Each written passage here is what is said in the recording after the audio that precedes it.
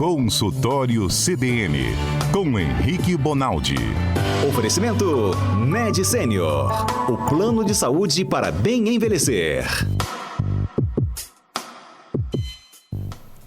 Olá, doutor Henrique, bem-vindo por aqui, boa tarde. E aí, Johnny, boa tarde. Como é que vocês estão aí, tudo bem? Bom demais, coração Melhor acelerado agora, doutor Henrique, aqui. a gente começa a conversar contigo aí, os ouvintes já começam a participar, a gente vai tirando todas as nossas dúvidas aqui. Ó, a gente vai Eu falar... que o diga, né, hein, Johnny? Desde setembro de 21, se eu não me engano, é o primeiro dia que nós vamos falar só de cardiologia. Demorou pra eu ganhar esse presente, menino, tá doido? Vamos dar um parabéns então aqui pro doutor Henrique Bonaldi. Vamos. Aí, parabéns aí. Doutor Henrique, ontem foi o dia do coração. O povo tá cuidando desse coração? Como deveria? Mais ou menos. Mais ou menos. Ô, Johnny, deixa eu falar uma epidemiologia minimamente estranha. Você sabe que perto de um quarto a um sexto dos pacientes que são hipertensos sabem que são hipertensos, certo? Então é menos da metade de quem é hipertenso sabe que é hipertenso. Quando você coloca o cara tratando, menos da metade trata da forma correta. Olha que doideira. E dos que tratam da forma correta, pouco mais da metade controlam verdadeiramente.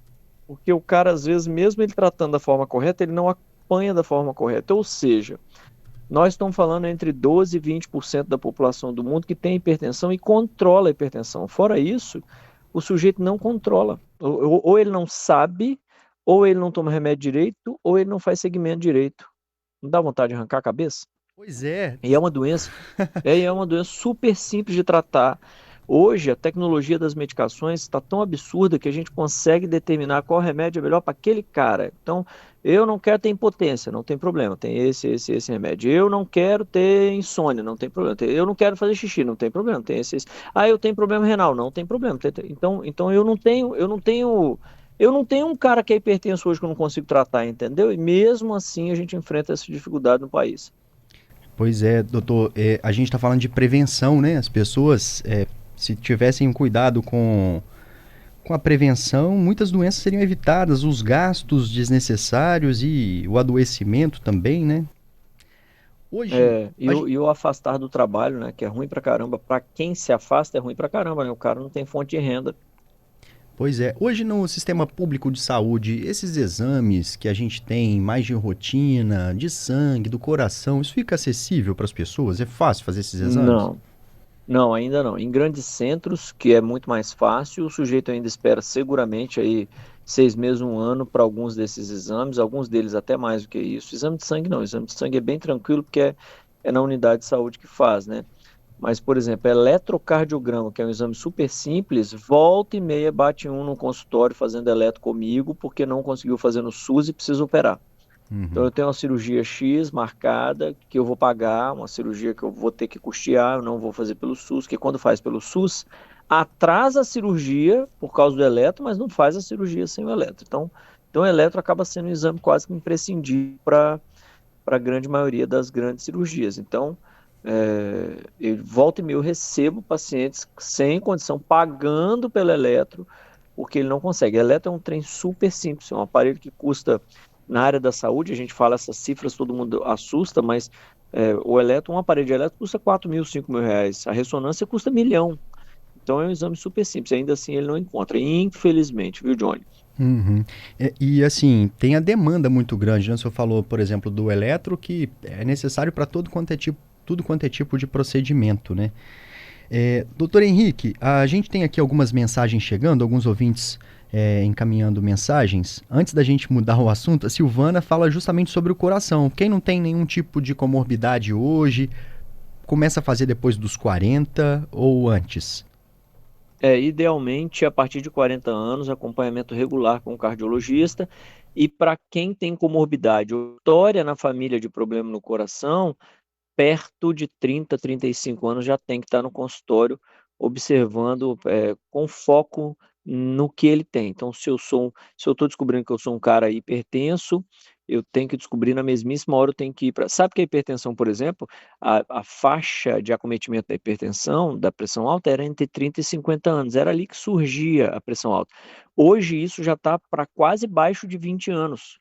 Indivíduos de entre 20 e 30 anos já estão desenvolvendo pressão alta por conta de alimentação, tipo de de sedentarismo, né, que o cara tá. Então, esse tipo de hábito que o sujeito tem, tá levando ele a ter doença. Então, para esse sujeito, a partir do diagnóstico, tem que acompanhar, não tem jeito. Podemos mudar um pouquinho aqui, ó. Vamos até aproveitar e fazer o seguinte. Fala. A gente sabe que outras dúvidas vão chegar. Vou só pedir pra Patrícia reforçar pra gente o nosso número do WhatsApp, caso os nossos ouvintes queiram mandar outras dúvidas também pro Dr. Henrique. Patrícia, qual é o nosso número do WhatsApp? 992-994297. Boa, Johnny, vamos seguir. Doutor Henrique, olha só, mensagem que chegou aqui agora da Elis. Está falando sobre sangramento nasal. Como ela faz? O nariz começa a sangrar, só tem a ver com a baixa umidade do ar? Na sua grande maioria, isso chama epistaxe, com XE no final, epistaxe. Epistaxe, em sua grande maioria, é uma epistaxe inocente, mas epistaxe pode ser o primeiro sinal de algumas doenças, como, por exemplo, problemas de coagulação, uso de medicações, algumas medicações para deixar o que o leigo chama de sangue mais fino, mais ralo, pode predispor a isso, e alguns quadros de hipertensão, crises de hipertensão, podem chegar a dar epistaxe. Como é que o sujeito faz para saber? Ele precisa, na primeira vez que ele tem epistaxe, ele precisa ir lá investigar. Ao invés de ele ter 10, 15, 20 vezes, para depois ir ao médico saber o que está acontecendo, idealmente, aconteceu, vai lá. E se esse cara bater o olho e falar, não, isso é só porque ressecou, é só porque o tempo mudou, é só porque você enfiou a mão aí para tentar tirar uma meleca, alguma coisa aconteceu, você vai ficar tranquilo para as próximas vezes que acontece. O que não é verdade no inverso, né, Johnny? Eu não fui na primeira, não fui na segunda, na terceira, além disso eu tive um AVC. Eu não fui na primeira, não fui na terceira, além disso, no final das contas, era um problema maior, eu tinha uma má formação na veinha lá e era só eu cauterizar. Então, ou era um remédio X que era para eu ter visto, agora além disso eu tive um sangramento no joelho. Então, idealmente, as primeiras vezes, você que está nos escutando aí, vá ao médico, o cara da unidade de saúde é capaz de dar esse diagnóstico. Então, está tendo sangramento, vá a um médico no momento do sangramento, que ele já vai matar isso para você de uma forma mais fácil e simples. Doutor Henrique, vou juntar duas perguntas aqui, a do Francisco e a do Padre Adelson. O Francisco pergunta sobre os cuidados que os hipertensos devem ter com o coração. E já o Padre Adelson está preocupado com o que ele leu essa semana, que 12/8 agora não é pressão mais controlada. Por que essa mudança? Olha, é o seguinte, por que a gente fica assustado com a hipertensão? Por que todo mundo fica desesperado para o cara não ter 14/9, 16/9, 19/10 de pressão? Porque entendeu-se ao longo do tempo que todo mundo que infartava, que tinha derrame, que ia para insuficiência renal, virava um cara de diálise, precisava fazer diálise, um cara que amputava os membros, um cara que fazia embolia, esse cara era um cara que não era uma pressão 12/8, esse cara era com uma pressão maior do que 12/8. Ao longo do tempo, as pessoas foram vendo que rarissimamente lá no hospital grave estava internado um cara que tinha pressões de 12/8.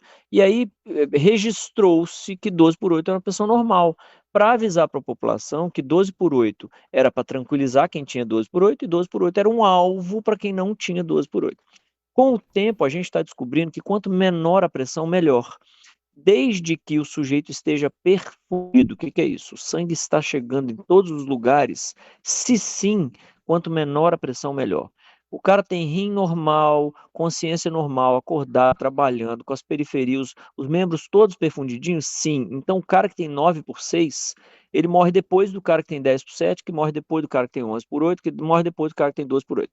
E assim vai, porque isso acaba sendo um fenômeno, um mecanismo de proteção ao corpo, ter essa pressão baixa, desde que a ausência de qualquer outra alteração esteja acontecendo com ele.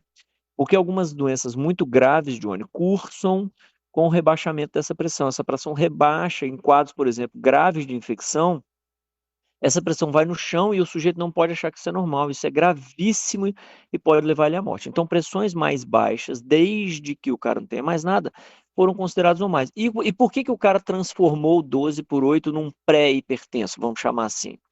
Porque antes a gente chamava o cara que tinha menos de 12/8 como pressão ótima, e agora ele foi considerado normal.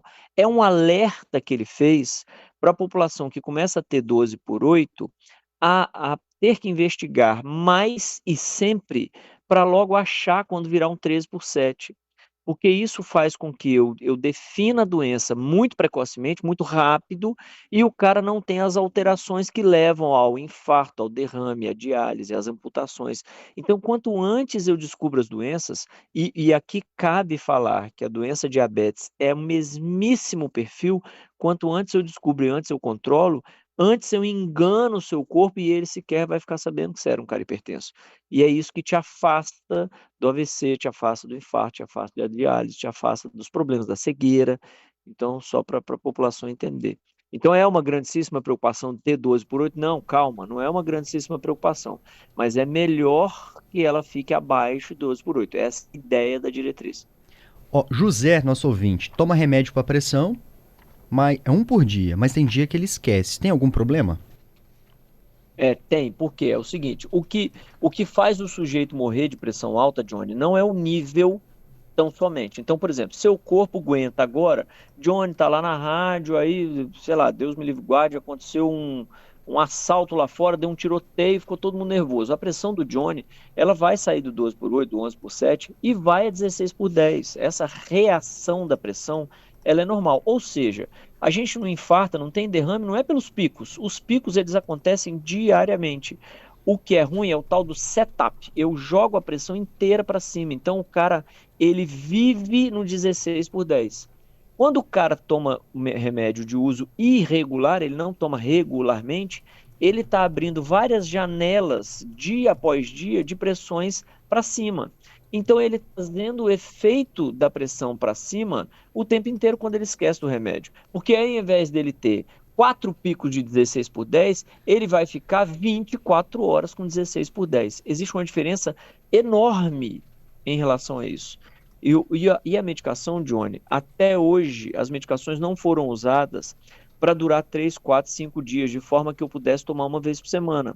A maioria das medicações foi inventada para durar 24 horas. Quando eu tomo às 8 da manhã, isso significa que às 8 da manhã de amanhã eu não tenho remédio no corpo mais. E eu preciso tomar remédio de novo para suprir essa necessidade. Então, quem toma remédio regular, faça chuva, faça sol, tomando cerveja ou não, viajando ou não, tem que tomar medicação, que é isso que te faz ter a certeza de que a pressão, apesar de fazer picos, ela não vai ficar o tempo inteiro alta, que é o que mata na pressão arterial. Tem duas perguntas aqui que eu vou juntar novamente. Uma é do Antônio, tá falando que a pressão dele era 12 por 8 e agora tá em 10 por 6. Tá perguntando se tem alguma coisa errada com ele, essa pressão que era Não, 12. se ela está se mantendo assim, Johnny, sem doença nenhuma e sem sintoma nenhum, se ele está direitinho, quem diz isso para ele é o médico, não é ele que olha no espelho e fala, tô bem pra caramba, não é. Porque, por exemplo, a função renal, que é um dos grandes termômetros para saber se essa pressão tá boa ou não, para ele, é uma função renal que só o médico consegue pedir. Então, vá no médico e avise ele, é ele que vai falar para você, cara, fica tranquilo. Agora, para quem tem essa pressão de 10 por 6 e está vivendo normalmente sem problema qualquer algum de saúde, saiba que isso é um presente divino. Quanto menor a pressão, melhor para o sujeito, desde que ele não tenha outra alteração qualquer. O Diego tá falando o seguinte, que foi ao cardiologista e o médico falou para ele que ele tá com um ritmo sinusal. É para ele se preocupar? Ele tem pressão alta. Não, sinusal é o ritmo normal. Chama sinusal porque vem de sinus, que é um conjunto de células no coração que é quem deflagra a atividade normal do coração. Existe um grupo de células dentro do coração que também contrai, que também serve para contrair o coração, mas ela tem a capacidade de se transformar num fio elétrico, vamos pensar assim. E esse fio elétrico ele tem um relé, ele tem um metrônomo, ele tem um negócio que abre e fecha para essa atividade conseguir contrair. Então você contrai 60 vezes por minuto, 70, 80, porque o sinus lá, o sinusal, que é um conjuntinho de célula, é ele que faz o estímulo ser 60, 70, 80 por minuto. Então o ritmo sinusal é um ritmo normal. A nossa ouvinte Juliana disse que o esposo dela morreu aos 33 anos, do coração. Ela precisa observar as filhas dela? Tem alguma coisa que ela precisa se preocupar, doutor?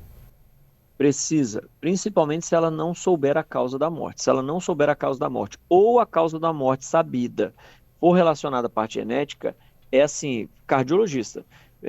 minimamente uma primeira consulta agora, não interessa quantos anos elas tiverem, agora, passa, se for criança ainda, cardiopediatria, se for acima de 16 anos, 15, 16 anos, cardiologista, vai lá e explica isso para ele, deixa ele triar as meninas com exames e depois disso falar para você, fica tranquilo ou não, fica tranquilo, vamos continuar investigando. Alex pergunta se dá para controlar a pressão só com dieta e atividade física, sem ficar tomando remédio. Dá, desde que eu ache a pressão arterial muito rapidamente. Então, eu consigo controlar com um cara que já está com 18/10 e ele tem 56 anos e a última vez que ele foi no cardiologista foi com 20 anos de idade? Não, muito provavelmente não. Por quê? Porque eu perdi o time do diagnóstico. Agora, eu consigo pegar um menino de 27 anos de idade, que está mais obeso do que deve, comendo McDonald's mais do que deve, e esse menino foi no cardiologista 2 anos atrás e ele não tinha nada? Não tenha dúvida, o hábito vai sumir com essa hipertensão do cara. Então, o efeito da atividade física e da dieta adequada, da perda de peso principalmente, que é uma das coisas que mais abaixa a pressão hoje, é perder peso, é tão melhor quanto antes eu descubro a hipertensão. Agora, Johnny, para esse mesmo cara de 50 e poucos anos, que já deve ter uns 30 anos que ele é hipertenso e ele não sabia, quer dizer que atividade física e dieta não serve para nada? Não, ao contrário. É ela a pedra angular do tratamento, é ela o padrão ouro do tratamento do cara que é hipertenso, do cara que é diabético, é mudança de estilo de vida. Ele pode deitar num balde de remédio que ele não vai viver mais do que quem está mudando o estilo de vida. Quer viver mais com essas doenças, mude o seu estilo de vida. Isso não é o Henrique que está falando, isso é o livro que está falando. Além disso, tomar remédio é imprescindível, claro, mas só tomar remédio e abandonar essa outra parte, viverás menos do que o cara que pegou pesado e está se cuidando e mudando o hábito de vida. Doutor Henrique, tem mais perguntas chegando aqui, algumas a gente vai até que deixar para a semana que vem. Paulo quer saber se arritmia cardíaca e é pressão alta. Não, são duas coisas diferentes. Pressão alta é um sistema vascular, né? Como se fosse o encanamento de um prédio. A bomba está jogando por uma pressão que está mais alta, ou porque está entupido, ou porque tem um cano menor do que deve, ou porque a bomba está jogando com muita força. Esse é o fenômeno pressão alta. O fenômeno arritmia é como se a bomba d'água, ao invés dela mandar é como se ela mandasse ele perde o ritmo. É como aquele colega, eu tenho um colega, um irmão meu, que é padrinho da minha mais velha, chama Marcelo Macieiro Rigo. Esse cara não tem ritmo, ele nasceu sem ritmo, e é isso que é a arritmia, é diferente. Entendi. Lucas é um ouvinte nosso, disse que é bariátrico, e a pressão dele caiu depois da cirurgia. Ele tinha pressão 12/8, agora é 11/6. Era normal, esperado isso? É super esperado. Ele tirou um dos maiores fatores no mundo que determinam pressão alta, que chama obesidade. E aí ele resetou a pressão dele numa pressão melhor do que ele já tinha. Fantástico. O resultado de perda de peso, gente, para quem está nos escutando, é melhor, por vezes, é melhor do que as medicações.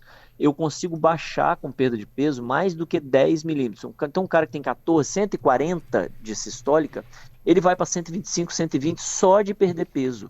Coisas que a medicação não consegue fazer. Monoterapia, um remédio só, às vezes não consegue fazer. Então, perda de peso é essencial para quem está com pressão alta.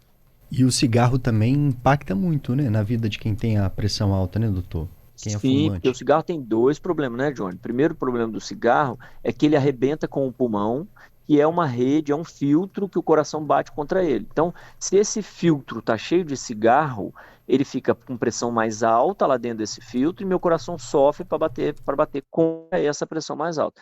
E a segunda coisa é que o cigarro ele arrebenta os vasos.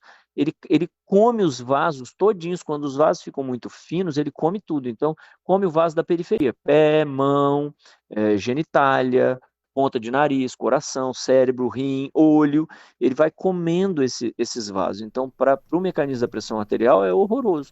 Então, cigarro é ruim como um todo, né? Cigarro não é bom para ninguém, né? Exatamente. Doutor, obrigado, tá? Por mais esse comentário aqui com a gente. Imagina, ainda bem que hoje era cardiologia, Johnny. Gente, vou com Deus, viu? Doutor Henrique Boa falou assim, terça-feira. hoje o programa do Os Doutor Henrique poderia ter ouvintes- começado 3 horas contigo, que a gente ia ter assunto assim. E tem Pô, mais- hoje dava pra fazer um podcast, mole pra nós. Ruim, o frio na barriga, quando vocês fazem aquelas perguntas malucas que vocês mandam. Gente, vão com Deus, boa semana. Costuma ter, sempre tem, doutor. Que bom que o senhor ajuda a esclarecer sempre aqui. Boa tarde, viu? Tamo junto, vão com Deus aí, boa semana pra todo mundo. Tamo junto. Boa semana.